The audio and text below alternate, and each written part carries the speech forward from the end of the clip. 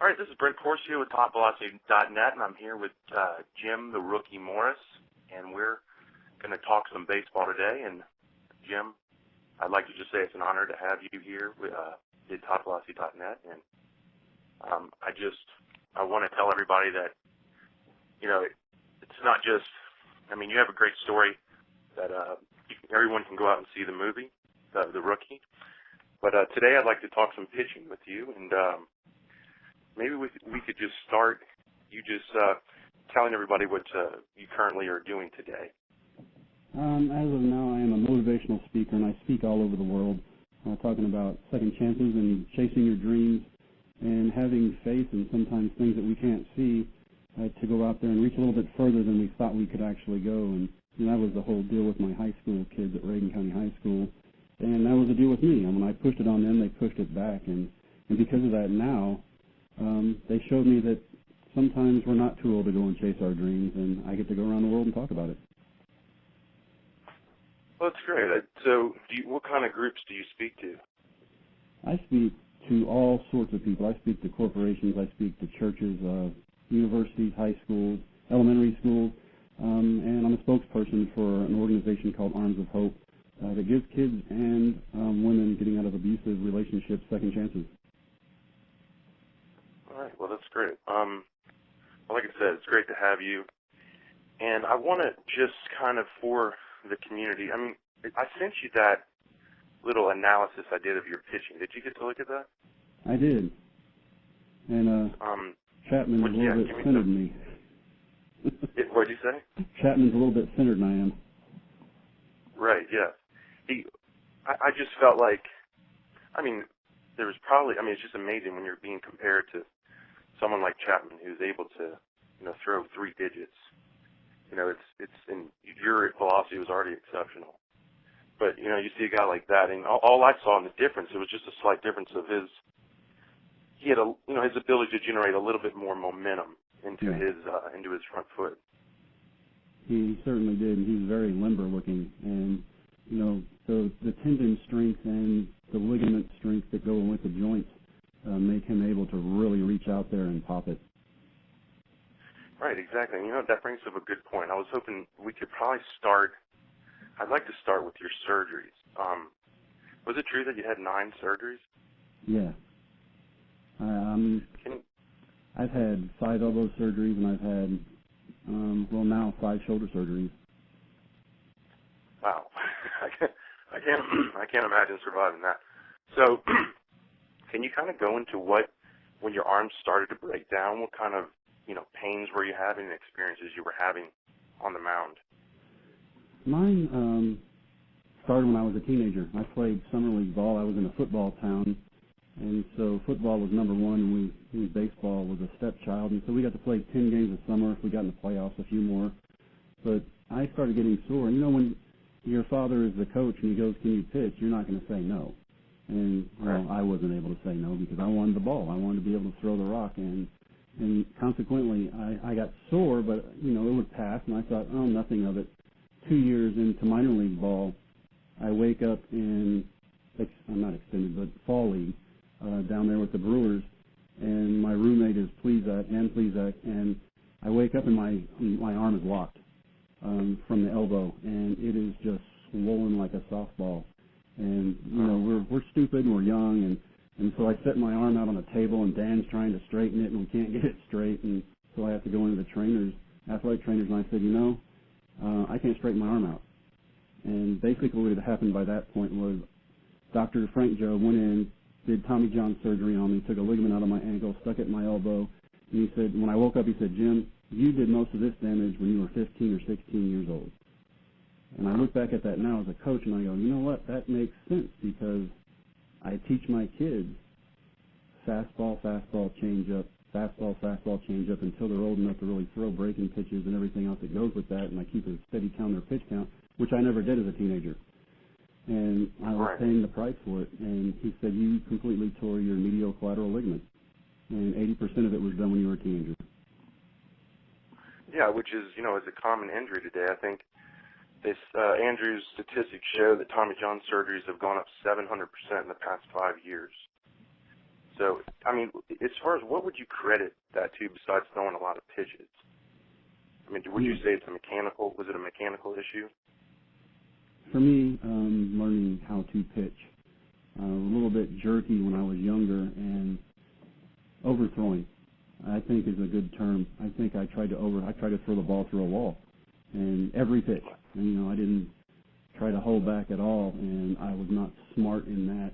I think in today's society we have a bunch of kids who want to get to the big leagues, so they're pushing their bodies as hard as they can. They now have their own personal trainers. They play select ball. So instead of playing a good schedule for a teenager of 40 or 50 games, they're playing 150 or 100. They're playing as much as the big leaguers are. And I think that is just wear and tear. Right. And, I mean, you even look at these travel teams, and, they have 13 kids on the team, and not only are those kids playing the field, but they're also the pitching staff. Yeah, they never rest. They don't give them a rest, and you're right. If they're a pitcher or kid that gets on the mound or whenever they're throwing it, they're just throwing as hard as they can all the time. Then they're just making themselves more vulnerable to injury, especially if they have bad mechanics. Absolutely. So why did your surgeries move into the shoulder? After I had the Tommy John surgery, I concentrated so much on getting my elbow back in shape that I neglected my shoulder, and consequently I didn't do any stretching or any weight work. And to credit the old school thought, when I first started playing minor league ball, you didn't lift weights. You ran, and then if you were sore, you ran some more, and on top of that, then you ran a little bit more. And weights were not a big deal. And the second time I came back, weights were huge. And I think that if you keep your body in tune with weights and cardio, I think you're a lot better off nowadays. I think the training regimen is a lot better for kids, but I still think a lot of kids get out there, they see a radar gun behind the screen, and the first thing they want to do is light it up. So what were what shoulder surgeries did you have? What did they work on? The big one that I had, the first one, Dr. Joe went in and tightened the rotator cuff muscles, all four of them, and then later on, after I had really quit minor league ball and gone back to college, I had one, and I had a 3.5-inch bone spur with a prong on it that went up the top part of my arm and into my rotator cuff. And so it had sheared my cuff, and I had to go back in and shave the joint out so it would fit properly, and they cut 80% of the top of my deltoid out because I'd frayed the muscle so bad. Jeez. So they, was that like an acromioplasty where they shaved the tip of the acromion? Yes, sir. Yeah, I had a similar operation as well. So what was about 4 surgeries were in the shoulder, or was that 3? Up until that point, that was the fourth one. I've had one since then because if you start having bone spurs, then you have a tendency to have them again. And it was just a little bone spur, and I pulled it out before it got bad, and I've been fine ever since. I can go out and throw now. I just can't find anybody to play catch with me. Well, you should come down here. I'd love to play catch with you. Well, good. So how old were you at your last surgery? I think not the one you had later in life, but that one while you were still playing, or were you not playing? By that time, I'd quit. I was playing college football at that point, and I was 28 years old when I had that surgery. 28. Okay. Yes. And then what number was that at 28? I mean, how many more did you have after you were 28? I only had one more on my shoulder. That was the big one. And when I woke up, Dr. Ryan, the guy who did it for me, said, Jimmy, he goes, you're not going to pitch again. He goes, you can't. You don't have anything in there to pitch. And the body is an amazing thing. And, I speak to churches for a reason. I have a lot of faith. And for whatever reason, I came back not only throwing extremely hard, but a lot harder than I had before when I was supposed to be so young and talented. So how old was that? How old were you at that last surgery? 28. That was 28? Okay. And you didn't, so basically from 28 to 35 then you went to that tryout, correct? Yes, sir. So that was, 7 years. And that was when you were with the boys, with the team, and you were just pretty much a coach. You weren't considering yourself a player anymore, right? I was coaching around the state of Texas and different high schools. And, you know, I have a thing against pitching machines because if I stand behind the plate, I don't see the kids swing as well as I do on the mound throwing to them. And so I taught myself basically from step one over again how to be smooth and not put much pressure on my arm while I'm pitching these kids so I can throw every day to them. And in doing that, I can watch them and their approach to the balls that are coming at them. And over that period of time, 7 years of batting practice, my arm strengthened up. Well, you broke up at the end. What did you say at the end? Through 7 years of batting practice, doing batting practice with my kids every day, my arm got a lot stronger. All right. So you're going to credit you credit that all that batting practice to your rehabilitation, or were you doing any other type of conditioning or anything? I was lifting a lot of weights, and not only that, I was stretching at the time because I was throwing long toss every day with my outfielders and pitchers, and just the mechanics of needing to throw every day, making yourself as smooth as possible, taking as much pressure off the arm as you possibly can. The ball started jumping, and I didn't even realize that I was throwing hard because it was so free and easy. It wasn't like I was trying, like when I was young, just to really gut it out. I was just letting it go. And it sounds like you said you were lifting weights, so you had a good strength and conditioning program. Were you doing that with your team? Is that why you were lifting? I did that through my high school with my high school baseball kids, and we lifted 3 times a week, and rain or shine, we lifted. And if it took away from batting practice, so be it. But I wanted my kids strong, not only just for baseball, but for the rest of their lives. And the more you can learn, and the more you can mentally strengthen yourself, the better off you are. Yeah, I'm a big advocate of strength and conditioning, but I mean, it has to be a very intelligent program. I mean, could you tell us more about the lifting program that y'all were doing? We did a basic strength program where you do deadlift, squats, a lot of leg stuff, and a lot of core stuff. We did a whole lot of abdominal things. And we did Dr. Job's exercises for the shoulders and cuffs. I mean, it wasn't just get out there and lift the gym. It was little bitty tiny increments of weights and strengthening the joints so that they could take the stress of either throwing or hitting or running, anything that we had to come up. I wanted them to be prepared for it. So we did heavy weights, but we also did the little things that sometimes people think are tedious, but man, they sure do save you a lot of heartache and pain. Exactly. I mean, I experienced about 10 miles an hour in a velocity gain in my career, and I credit your motivational story to just the mental side of it. But when I had rotator cuff surgery and doctors pretty much gave up on me, said I pretty much wouldn't be able to compete in college again. And I was 24 at the time, and I worked with the Olympic lifting coach. His name is Coach Gail Hatch, and one of his proteges, Kurt Hester. And they trained me through the Olympic lifts, which are all total body lifts. And it was my key too.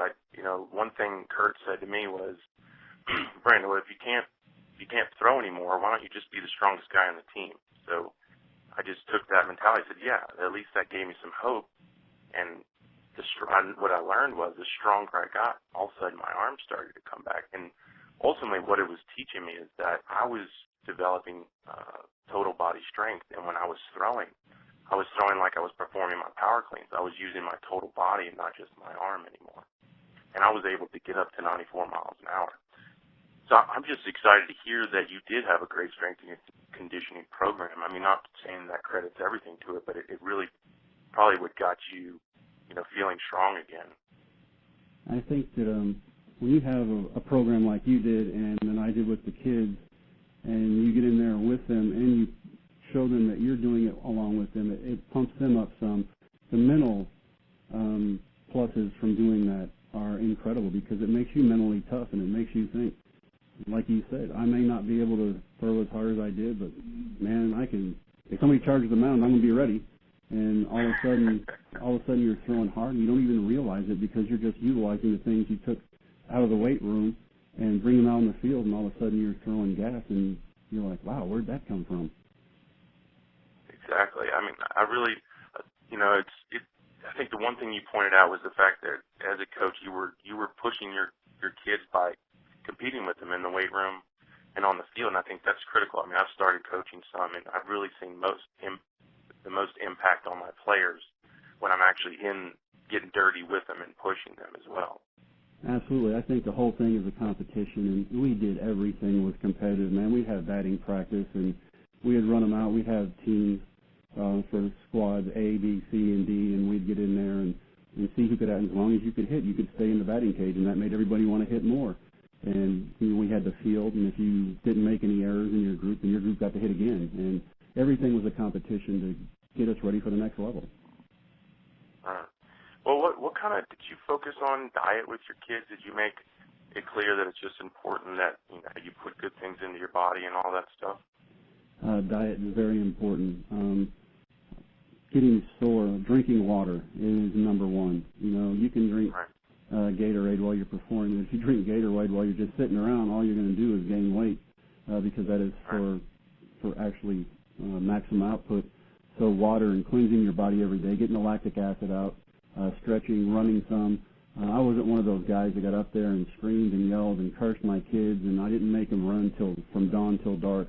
We were actually trying to achieve a goal on every single thing we did and do the best at it we could, 100% of the time. What kind of so you said diet was big. So did you really get into diet with them, or you just told them, guys, just be aware of what you're putting in your body, or did you get into it like, I want you guys eating a lot of proteins, a lot of alkaline green vegetables? In 99, that wasn't as big as it is now. So back then, I was just telling them to be aware of what they put in their bodies, because whatever you put in your body is going to reflect on how you play.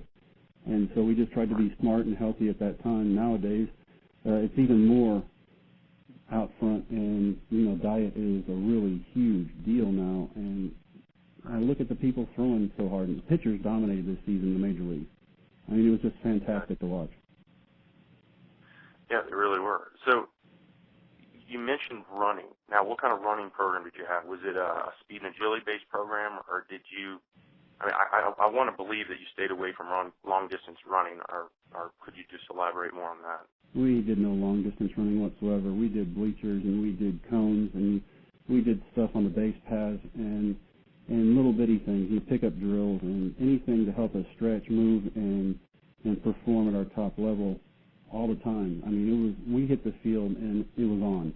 We're moving from the beginning until the end, and we're not stopping until we're done.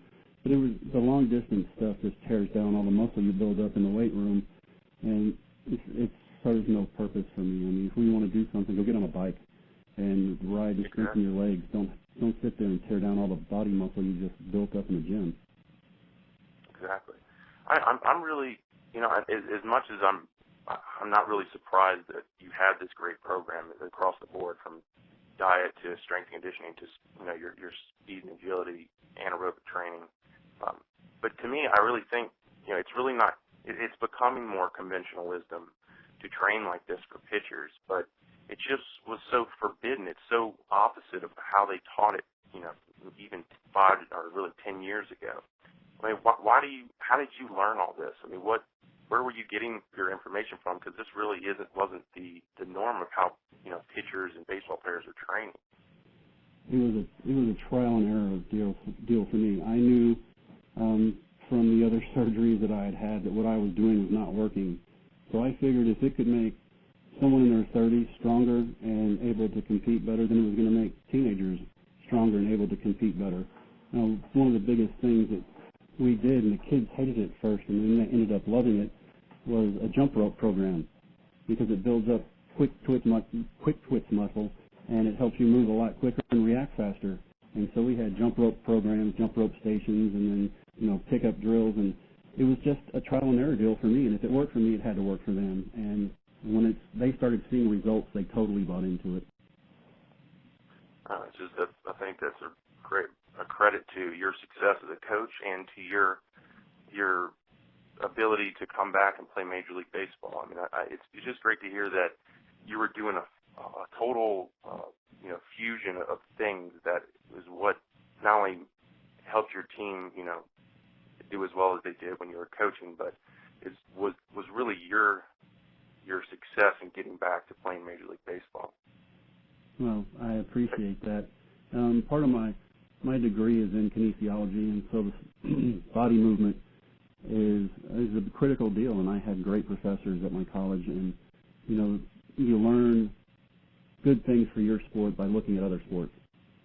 And in doing that, you can integrate those with you, because there's some same movements and some of the strength requirements you need from other sports.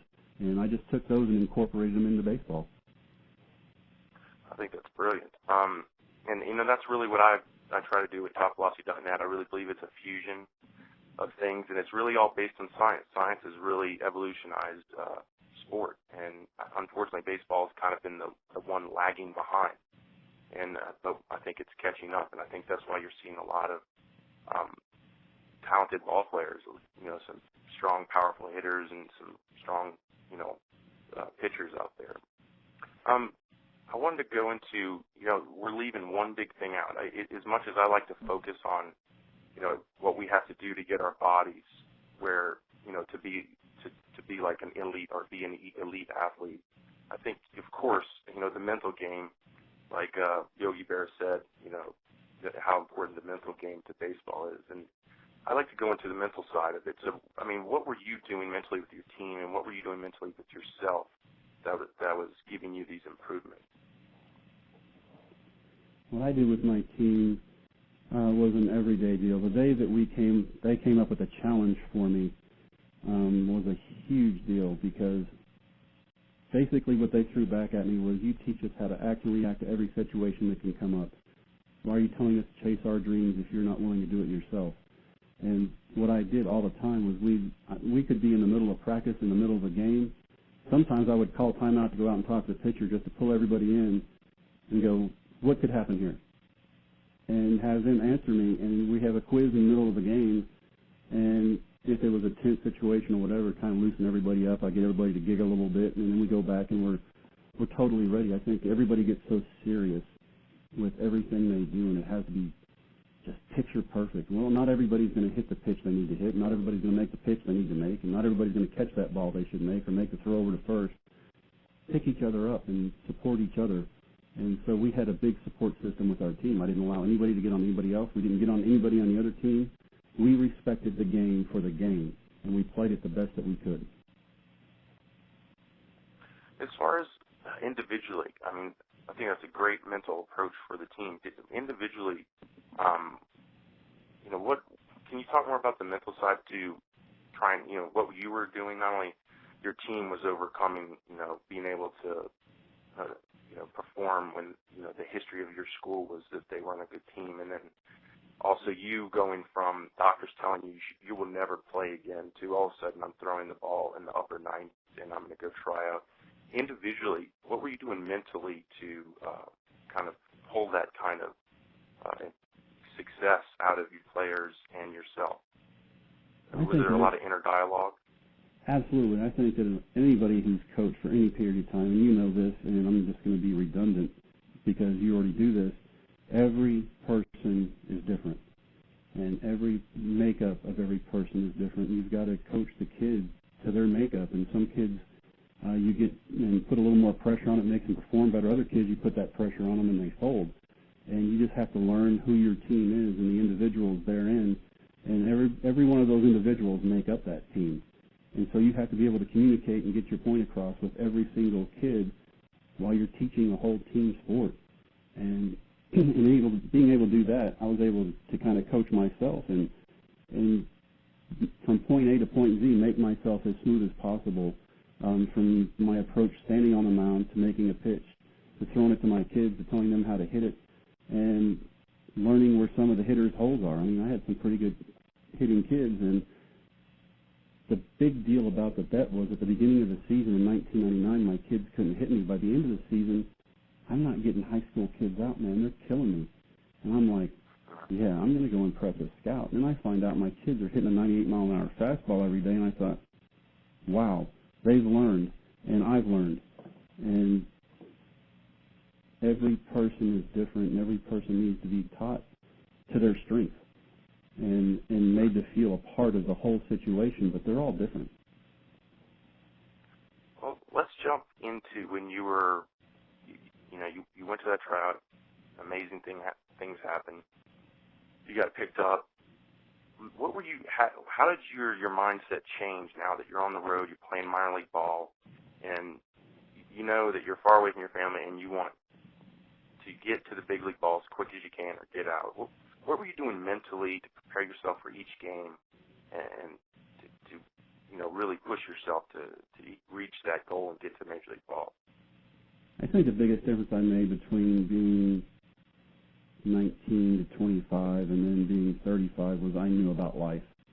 And I knew what it took to get to the point where I was now at. I started off with the Rays higher than I had ever gotten to in the minors the first time. And the first time I thought, I have to go out and strike everybody out because that's my job and I've got to do the best I can to climb. When I went back at 35, I'm going to do the best I can, and whatever happens, happens. And if it's bad, I'm going to come back the next day and be ready again. And you just prepare yourself. Anything can happen on a baseball field. And if it is bad, so what? They say a good hitter hits 300. Man, that means he fails 70% of the time. In pitching, it's the same thing. We're not all going to have 100% great outings, but you take whatever lessons you can out of what went wrong the night before, and you go, now I'm ready. I've learned that part, and that's not going to happen again. I'll attack it from this way. And you talk good thoughts to yourself, basically, and you let the bad stuff go, because if you let it eat at you, you're just going to come out the next time going, I can't do that again, and all your body hears is, I'm going to do that again. And so you repeat those habits and those things that went wrong over and over instead of improving on yourself. I don't want to say I didn't take it as seriously, but I didn't put as much inner pressure on myself to perform all out all the time. I did the best I could every night, and if it wasn't good enough, I'll get them tomorrow night. Right. Well, what did you do, kind of to jump back to the physical approach? What did you do during your time in minor league ball into Major League Ball to keep your velocity up? I know it was really tough for me when I played a little minor league ball after I overcame the arm injury, the arm surgery, was to keep my velocity up, especially after surgery. What was your approach? I mean, were you having any issues with keeping your velocity up because you were really known for your velocity? No, my velocity when I went back was pretty much true every night out. And there were some nights, especially in Durham, when I didn't feel good, man. I wasn't used to being able to be called in every night, and I might throw for one hitter, and I might throw for 3 innings. And I can remember one night I came in, and we had the gun in the left center field area, and I'd throw a warm-up pitch, I'd turn around and go 84. I'm like, oh, no. Another one, 84. Oh, no. The guy steps in the box, and I let one go, and it goes 98. And I'm like, oh, there it is. It's just a lot of long toss and keeping up your weight regimen. You can't let down on your workouts just because you're tired. I mean, that's when you've got to get after it. That's when you do the most good on your body. And then again, the diet and the drinking of the water and the flushing out of the system all helps get rid of the lactic acid so that you're ready to perform day after day. It's very important. A lot of people don't like to drink water, but that is number one.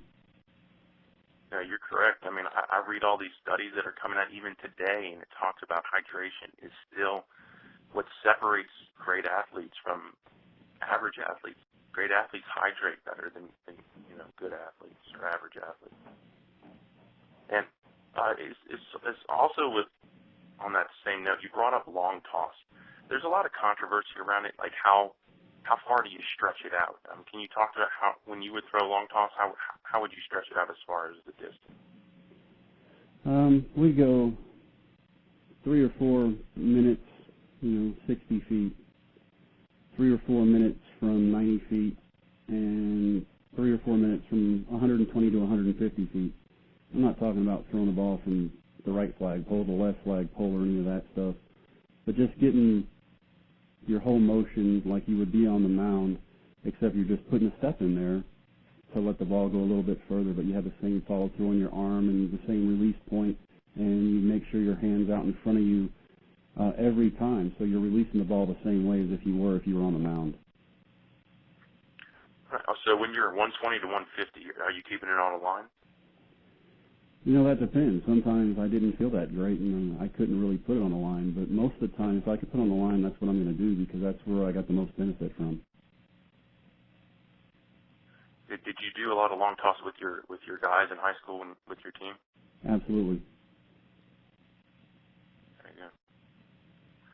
I think what we're leaving out, the last point I'd like to go into, which I believe is important, and I contacted my news list or my list of subscribers at TopVelocityNet, and I told them I was lucky enough to do this interview with you, and if they had any questions, and faith came up, which I think is an excellent topic. It's a critical topic, and I'd like you to go into the importance of faith in your life and in your success as a ball player. Faith is a huge deal for me. My grandfather was a man of faith, as was my grandmother, and to be able to have something to lean on is incredible. But I went into baseball at 35 knowing that I had failed every single time when I was supposed to be young and talented, that I had to lean on my faith to sustain me. There were times I've never been away from my kids. They were 8, 4, and 1 at the time, and I thought, how do I do this? And basically I would just pray, God, I'm hard-headed. If you really want me to do this, you got to show me you want me to do this. And every day I would go out and perform. And it was the most amazing thing. There were periods of time in AAA when I wanted to quit. And I thought, I can't keep going on. I miss my kids. I'm not able to pay any bills. I'm making minor league money. What am I doing? And it always came back to my high school kids. We made them a promise that if you ever got your chance to chase a dream, you chase it.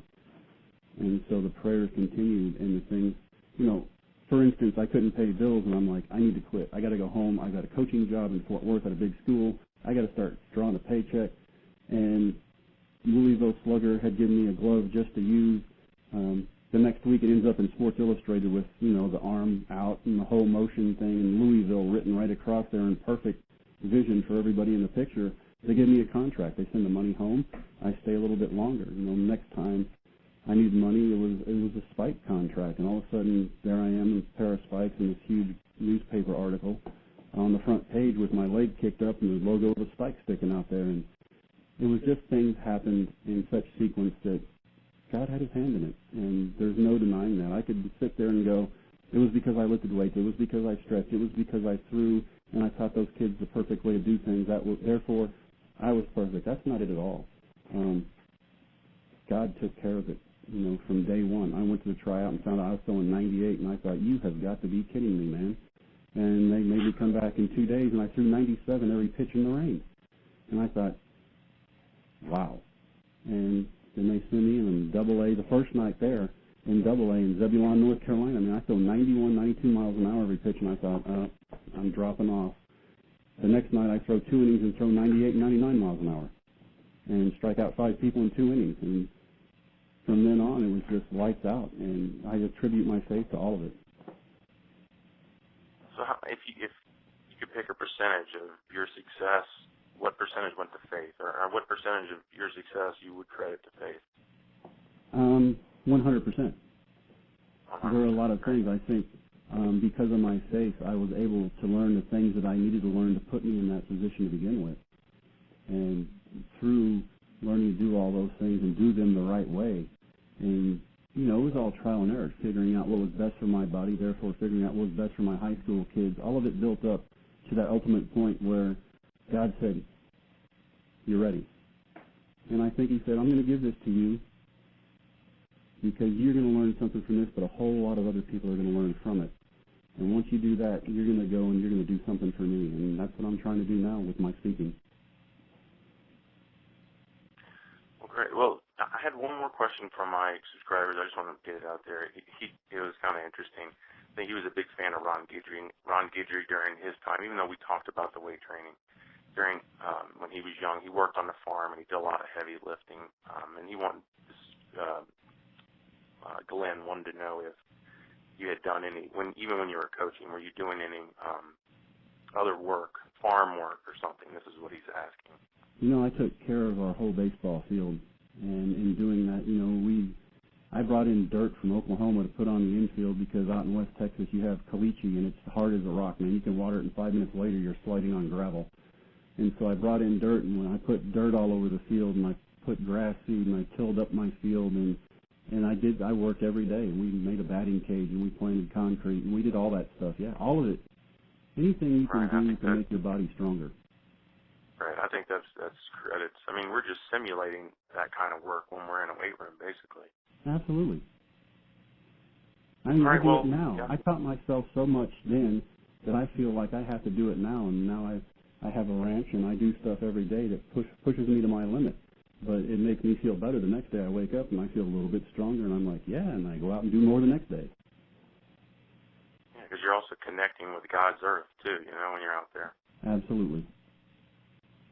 Well, I think a good way to end it would be, I know there's going to be a lot of guys listening to this because I get them on my site that were kind of the guys we were before, God intervened. And really, if, say someone who's 24, 25, or even 18, 19, that, they're not throwing hard, or they're not really grabbing attention when they're out there on the field, and they want so bad to be, the ace pitcher for their team, or they want so bad to, get picked up or looked at by scouts, or an opportunity to play some professional ball. What kind of advice would you give to those kids that, they just need some inspiration, besides watching your movie, because that is a great inspiration? But what words of advice would you give to them? A couple of things. I think the dream that we start chasing may not be the dream that we end up loving.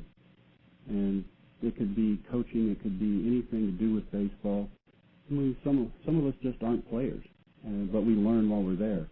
And for those that don't want to hear that, I think one of the biggest things I taught my high school kids and did myself was, if you want to be the best person you can be, then you surround yourself with the best people possible. And if you surround yourself with positive people who are looking out for you and you're looking out for them, and it's truly a team effort, then you're making yourself better every day, whether you realize it or not. If you hang around people who are questionable or you do questionable things, then you're causing your own failure. So surround yourself with the best people possible to be the best you can possibly be, and hold your head up. You're getting to play a game that people would kill to play. This is the greatest game our country has ever known. It's withstood wars and everything else, and it's brought us through so many bad times. It is a great game. And it's also a game that you can set alongside life. It's like a chess match. We try to outdo the other team one move at a time and guess what they're going to do so we can be ready for it. It's a fantastic game. Have fun while you're playing it. And don't put that inner pressure on yourself so much that you're squelching your own success. Have fun with it. I think that's excellent, Jim. And I know when you speak, this is probably a reflection of what your speeches are about. And of course, you speak to teams. Do you speak to teams a lot? Yes, sir. I absolutely I do. And the questions they have are very insightful, and there are things that they're going through. And I think that I'm very fortunate. I'm the guy next door who had something incredible happen, and it happened through a group of high school kids. Now, if God doesn't have His hand in that, what does He have His hand in? I mean, because I get to go around the world and talk to adults and kids who are looking for that dream, and it doesn't matter what the dream is; they're just looking for that dream. And to be able to talk to these young baseball players and tell them, hey, I failed every time when I was supposed to be good. And it took until I was 35 to be ready for it. Give it a chance. Well, like I said, this is a great honor, and I'm sure everyone that you speak to feels the same way. And I'd just like to say thank you again, Jim, for having this interview with me, and I wish you the best. And if you're ever down in the New Orleans area, please look me up. I'd love to show you around town. Oh, I'd love to come down there and see what you're all about, man. Keep working with those young ones. Thanks, Jim. All right, well, hopefully we'll talk soon. If not, everyone can listen to this great interview or hire you or get you out there to speak to their team or their church or their business. Thanks, Brent. I appreciate it. Thanks, Jim. Best of luck. Thank you.